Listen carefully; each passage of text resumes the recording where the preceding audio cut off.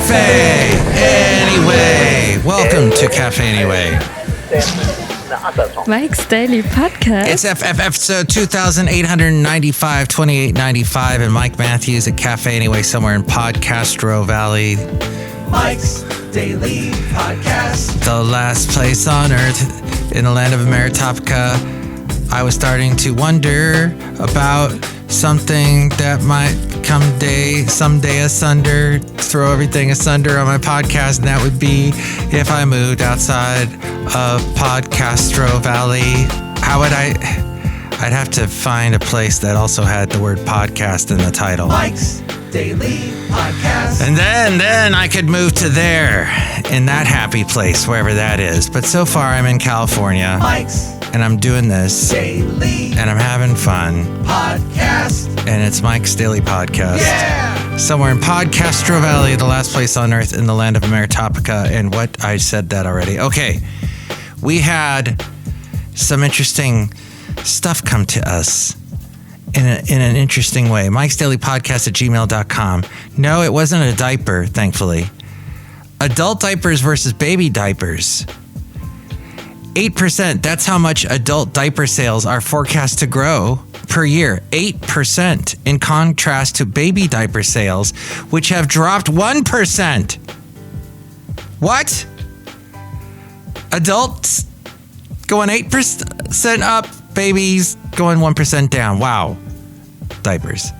Volkswagen's long-awaited minibus revival is set to start at $60,000, making it expensive and a little disappointing if you wanted to have that minibus, which do those things have any power at all? Can those even get up a hill? My gosh, the way that engine sounded in those Volkswagens. And I know because both my mom and dad had Volkswagens, their own, each one had to have their own separate one, and crashed. My first car crash was in one of them with my mom. We were over there. And here's today's podcast picture. And this is not a picture of that day when that happened, because that was long, long ago in the early 70s. And my mom and I are driving back from Marina Del Rey. Oh, I'm wearing a Marina Del Rey shirt today. That's not the podcast picture either. But we'll do something from something recently. There. I can be so much more clearer than that, can I? But yes, we're coming back from Marina Del Rey. My mom used to love to go to the beach there. And we were driving in the San Fernando Valley near the Sepulveda Dam on the 405. You have to call it the 405 if you're in Southern California. The late great Basil the Boxer never made it to the 405. We never went to Southern California together, sadly. That would have been an interesting trip had we done that. But yes, he certainly got to know the Bay Area part of California. And I actually rescued him. He was living in Fresno. But the car crashed. It was a manual VW hatchback, as far as I remembered. And this was back in the early 70s. The wind was blowing very strong in the San Fernando Valley. They call that the Santa Anas. The Santanas. Oyo como va? Okay, so that is what happened, where it's just like an ocean under the moon. And the wind was blowing us so hard there as we're driving along. My mom lost the grip of the steering wheel, and we went sailing into the middle part of the freeway, which was that, you got that concrete barrier. Interesting little side note, had that happened maybe just even a year earlier, that did not exist. They introduced that. Now that's legit. In the 405, it's legit in the San Fernando Valley just a year or two before us crashing into that concrete barrier. That concrete barrier saved us. Neither one of us got horribly injured.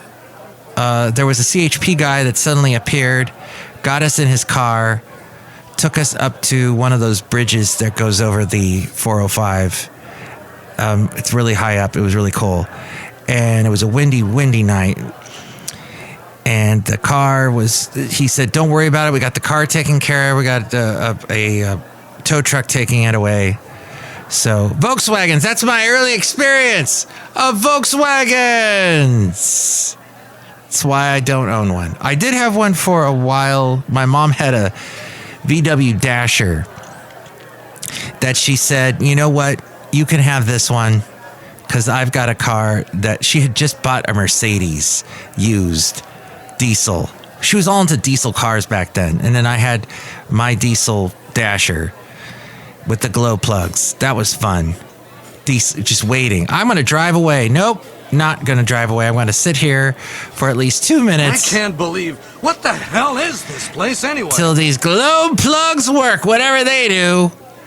I can't believe what this is. Café Anyway, somewhere in podCastro Valley. Did you know that ATM fees have hit a new high? The average American withdraws $4.77. Oh, when you withdraw money, you have to pay $4.77 if it's an out-of-network cash machine. Oh, heck no. $3.19 from the surcharge charged by ATM owner on top of a $1.58 fee out of your own bank for using a non-network machine. Avoid that if you can. There was, when we moved to Alabama, when I was married, we moved to Huntsville, Alabama, and the real estate agent, the last name of the real estate agent that we had was Buxom. I kid you not, Buxom. And was she? Well, that's not an appropriate question on Mike's Daily Podcast. Yes. The thing is, Mrs. Buxom kept telling us... Anyway. Café Anyway. She kept telling us over and over again, y'all really need to put your money in the local federal credit union. It helps out the whole community, and there's less fees. As we go outside of Café Anyway, we're bringing Mike's Daily Podcast somewhere in podCastro Valley, the last place on earth in the land of Meritopka. I tell you what, that was the worst thing I ever did, was put money in a federal credit union. I could not get it out. I needed it just before the weekend. Well, I got there too late on a Friday. I was fighting traffic. I needed the money. I needed to take the cash out. This is before credit cards were all the thing, and debit cards. And they would not let me get my money out. And I was like, wait, I just moved here. I just put my money in this bank, and now I can't get it out. What? As soon as I could, which took weeks, it took weeks to get my money out of that bank. I withdrew the whole thing and put it into, do you remember Wachovia Bank? I think that's... Good morning, Mr. Matthews. Hi, kids. Wachovia Bank, kids, used to exist around America. And they had ATMs everywhere, and you never had to pay a surcharge on top of any fees, ATM fees, no, none. So that was the thing. When you use a federal credit union, you almost always have to pay fees. What I discovered firsthand. Yes. What else? Beyonce is partnering with Moet Hennessy on a new whiskey. It's called Sir Davis. It's a $89 bottle named after the singer's great-grandfather. Aww. She, as far as I know, was not at the Democrat convention. Her song was played after Kamala Harris's speech, but no Beyonce that I saw. Did I miss it? Did I come in too late? I came in somewhere in the middle of her speech, Kamala's speech. Seriously, I don't hate Republicans. I don't hate Democrats. I don't hate whatever you called the people that were following RFK Jr. I will tell you that I hate the people that do their crazy, weird logic, because they've always backed this one candidate, and they're backing them to the very end. Ready? To the bitter end. Yes, I'm ready to tell you.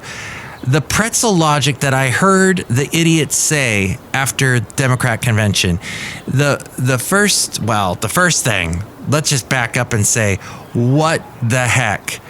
It ran well.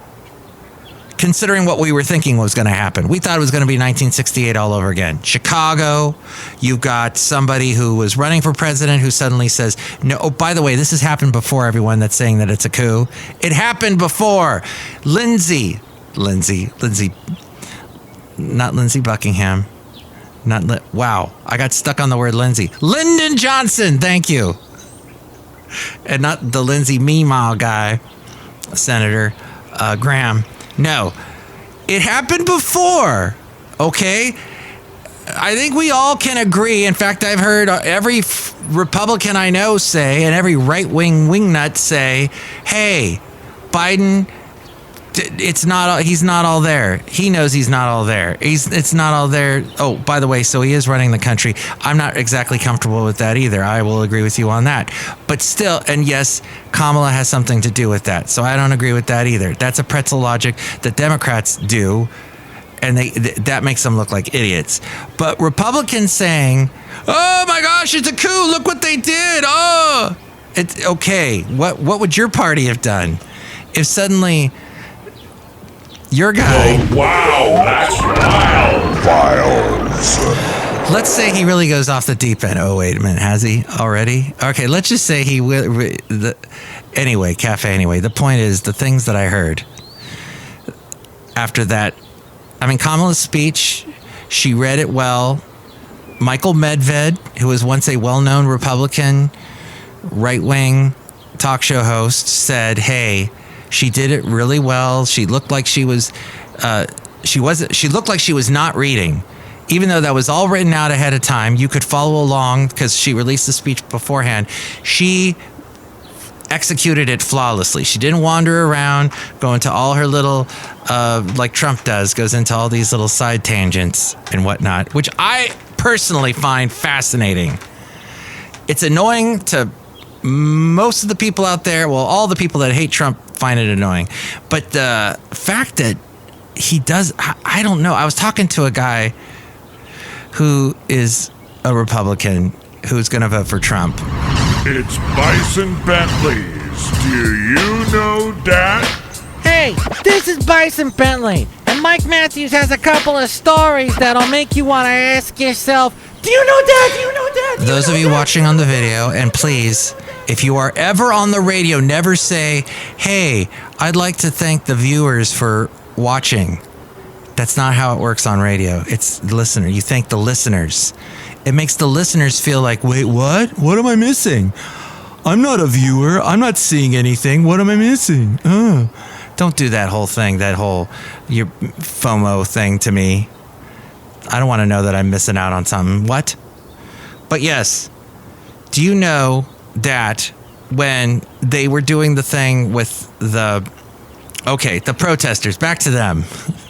We'll get through a couple of points that I was going to make, but still, the tangents. Oh my gosh, there we go. That's what we were talking about. The tangents that Trump does. Yes, I was talking to a Republican friend. He's like, yeah, he does these tangents. Sometimes I wish he would stay on message because it makes us look bad. And I said, well, I think it's fascinating when he goes off topic because that's him improvising, and you don't see many politicians do that. But that's not either here nor there. The thing I was talking about was the protesters, and they're complaining now. All the pro-Palestinians, well, it's not so much that as the pro-Hamas people that we hate. We should, because they hate us. Do you have any safe spaces? Safe spaces? Yes, where people can go to get away from the colonialist mentality. As long as there's a diversity, equity, and inclusion policy, we'll be fine. Well, let me just say, Hamas has, I don't know if they probably do not have a DEI program. They just hate Americans. So it's funny, all these Americans that are pro-Hamas, because they hate us. They will do horrible things to us. You test it out for yourself and you'll sadly find out. I don't want you to test it out because you'll find out and it's not a good thing. But they are complaining about how Chicago handled the whole convention and saying, oh, they were too rough with us. Oh, there was too many police. There was more police than protesters. Well, Does that not say something about the protesters in general about this whole topic? You had Kamala up there being pro-Israel, also being pro-Palestine, being pro-helping the people.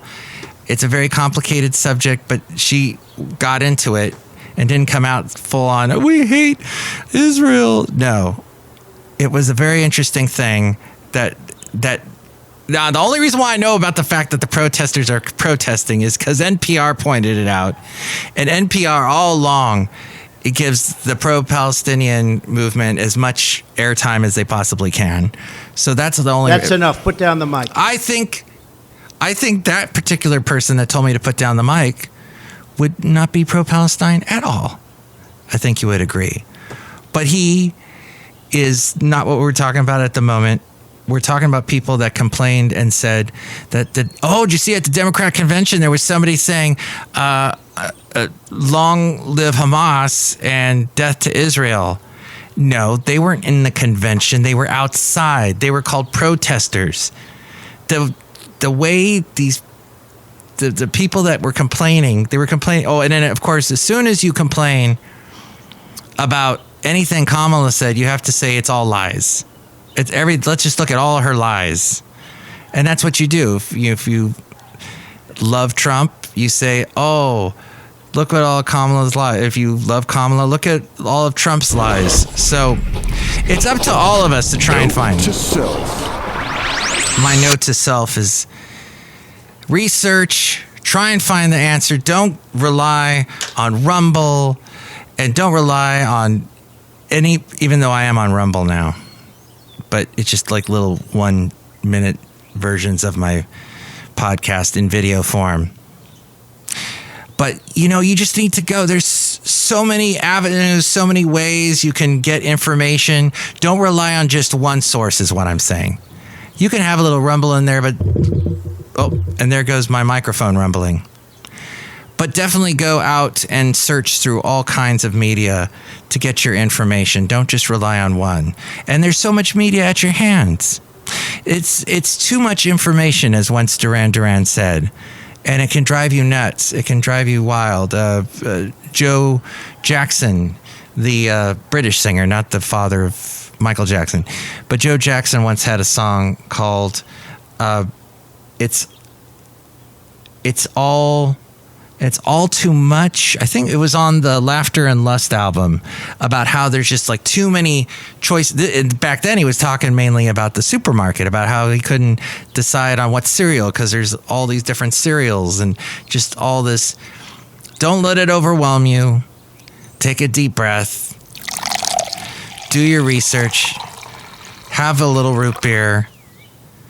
Try a little tenderness.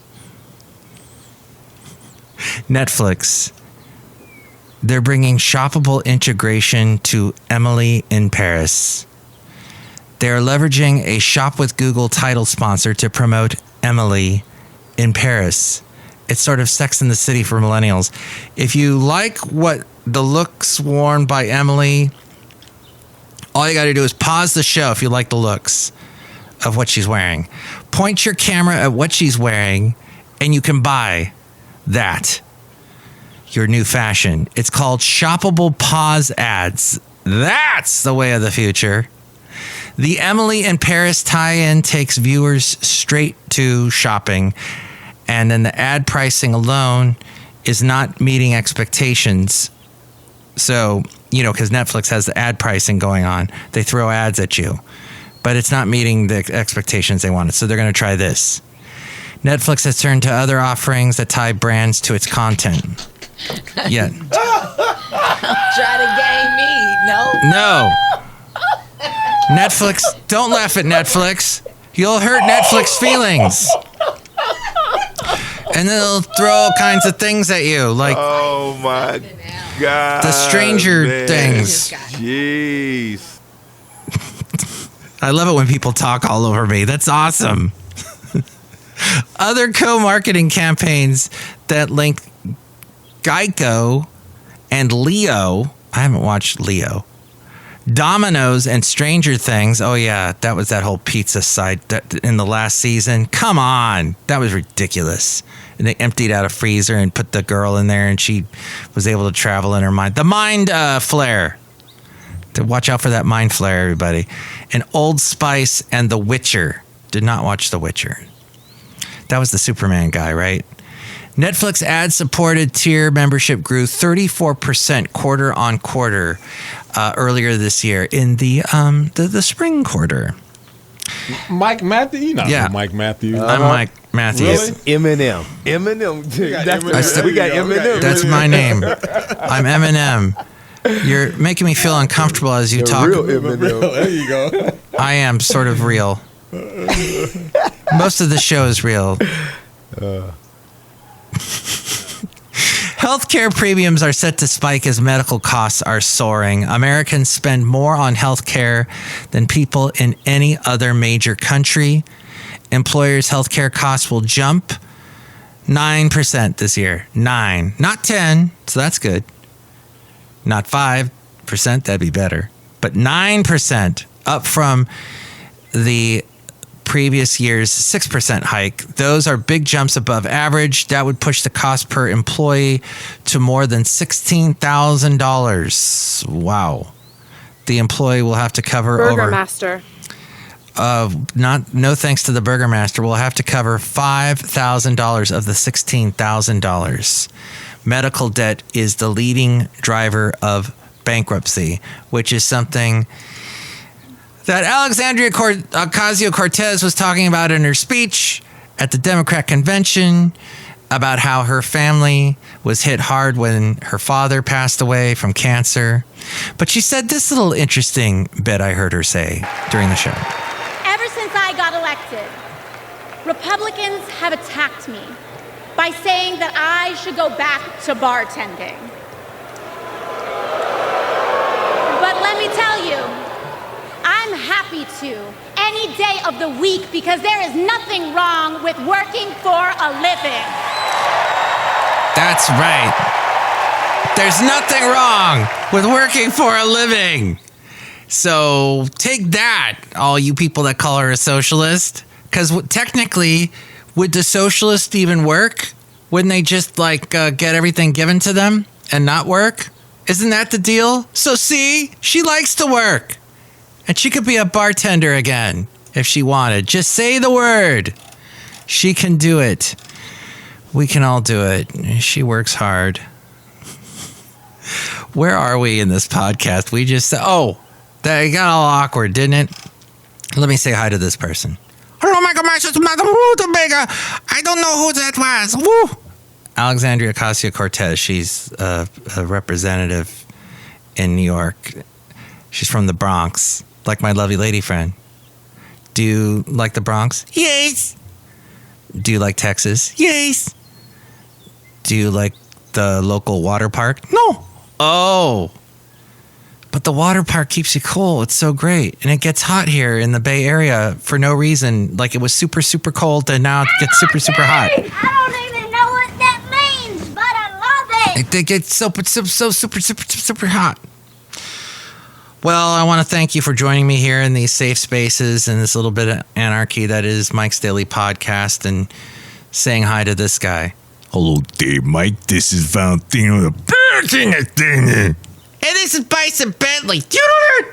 Mike, we got RFK Jr. here to tell us about how we should take our votes that we were going to give to him and then we should give it to Trump.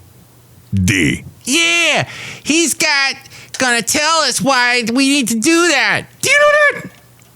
Okay. Let's see. Let's find out from him. By the way, have you ever wondered? Nobody ever talks about his voice. It is so weird, his voice. And it has nothing to do with anything he can do. I'm not going to make fun of it because I use my voice for this show, for my job. Having a voice was one of the most precious, lovely gifts I thank God every day for my gift of my voice. It's not a beautiful voice. It's a voice. It's not as cool as Elmo's voice, but it gets the job done. And I got used to it over the years. Now, his voice has what's called spasmodic dysphonia. It is also known as laryngeal dysphonia, and it results in a shaky, tight, and strained-sounding voice. It does not affect other functions of the vocal cord, such as laughing, crying, or shouting, but you hear him clear his throat a lot. One study found that 65% of people with the condition previously had measles or mumps. Oh, that's interesting, because he's like, don't vaccinate against any of that stuff. Okay. And then other studies have suggested that a history of throat and sinus illnesses, mumps and rubella, intense occupational voice use, tremor, tics, and compulsive behavior also associated with spasmodic dysphonia. And it goes into there is something called abductor spasmodic dysphonia, which causes spasms that trigger the cords to open. But the most common one is adductor spasmodic dysphonia. It accounts for 85 to 95% of the cases. The muscles that bring the vocal cords together are affected, making the cords stiffen or slam shut as a result of the spasms. And that is what causes the strained or the strangulated sound that we hear RFK Jr. deal with. So, but at any rate, he gave all his votes to Trump. And is it any wonder why he wouldn't? The Democrats have been trying to distance themselves from him for a long time. Kamala wouldn't take his calls. He felt hurt. He knew he needed to get out of the race. So he just said, Trump took my call. I'm going to go up there. And the problem with him, now see, Trump can talk down to all of us in a way that we can understand. We may not understand where he's going with his tangents, much like this show, but for the most part, he's able to speak to the masses. That's why he has a huge following. But when RFK Jr. talks, it is what? Because he uses so much of that political speak, so much of the grassroots. We're going to have the corporate lot of regulations and all that. And it never mind what's going on, sadly, with the spasmodic dysphonia, but the whole what he doesn't talk to the masses. There's no way. This is what I'm saying is he kept saying over and over again when he got out of the race, or he suspended. Remember, he's just suspending. He's suspending in midair. He's a trapeze artist. He is not actually fully quitted yet. Well, as of this recording. But he just doesn't, he never was ahead. I don't know what he was thinking. Why he oh my gosh. I don't know. Benita, the rodeo queen, what do you think? I don't know who that is. Exactly. That's the whole thing, is the whole, who he acts like everybody knew who he was. And he thinks he can still win. So anyway, Café Anyway. I know there's some big anti-vaxxers out there that really love him and wish that he would have kept going and think that he would have conceivably won. And he could have won. And it's a two-party country, much to the chagrin of many people who go, well, it should be a three-party country at least. And whenever there's a third-party candidate, though, they end up being not the kind that can talk to the masses. Now, if we had three Trump-like people, it could possibly work.